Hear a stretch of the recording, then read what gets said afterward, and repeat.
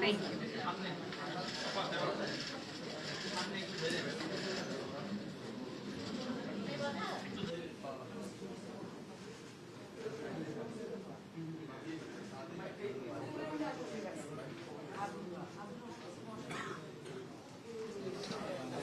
সালামু আলাইকুম সবাইকে।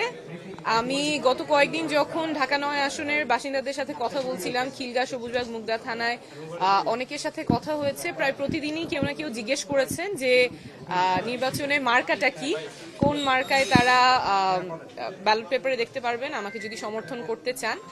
সেই প্রশ্নের আজকে একদম পরিষ্কার একটা উত্তর আমরা পেয়েছি। আমি নির্বাচনে ফুটবল মার্কাতে প্রতিদ্বন্দ্বিতা করছি আগামী জাতীয় সংসদ নির্বাচনে। আগামীকাল থেকে নির্বাচনী প্রচারণার ক্যাম্পেইন আমরা শুরু করব। আমরা যেই রাজনীতিটা সামনে দেখতে চাই, স্বচ্ছতা এবং জবাবদিহিতার রাজনীতি, তার ভিত্তিতেই আমাদের ক্যাম্পেইন চলবে। সবাইকে দোয়া এবং শুভকামনার জন্য অনুরোধ করছি। সকলকে ধন্যবাদ।